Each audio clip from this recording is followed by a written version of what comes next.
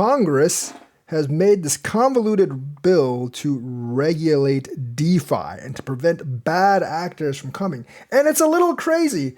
I'll tell you why. Because if the DeFi is truly decentralized and no one controls it, then they propose this whack-a-many plan of having anyone that invested $25 million or over in the DeFi protocol be responsible. Now, that is insane, and that can't actually happen because even if they invested a lot of money in the DeFi, if it's truly decentralized, they don't have power over it and they don't have the information you want.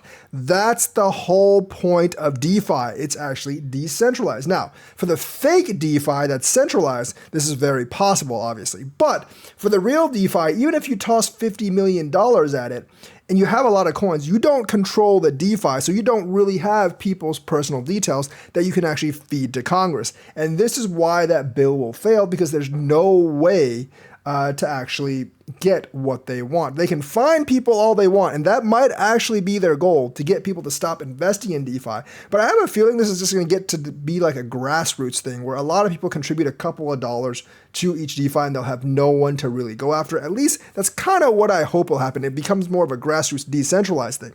And it's very, very hard, if not impossible, to enforce because DeFi and crypto isn't held solely within the United States. There are going to be American people that use VPNs to get to DeFi protocols that are located outside the United States. And since it's decentralized, it's not really located in one location.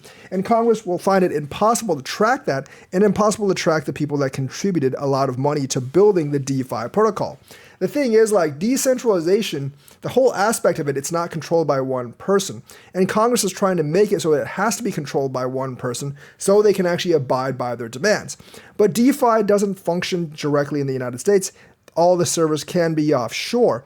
And I don't think they're just going to make VPNs illegal in the United States like they did, that they kind of have in China right now, because I don't think that's going to fly within the United States. So I think like this whole thing is a non-starter. Not only is it dumb because they can't really enforce it, there's no way you can actually block what people do if they actually use VPNs and other means. And the people that are really serious about this will. You're just trying to drive innovation away from the United States to protect your own purposes. Now, if you want to be more stringent on the tax code and like monitor banks more and monitor the incoming money to banks from crypto exchanges, that's fine. That's really like something the government can do. But to actually basically blame people that invested more than $25 million into any DeFi protocol and blame them for the things that are actually happening in a DeFi protocol, if it's really decentralized, does not make any sense because they don't really have any power over that. And this is why Congress's DeFi regulation will ultimately fail, because it cannot be enforced.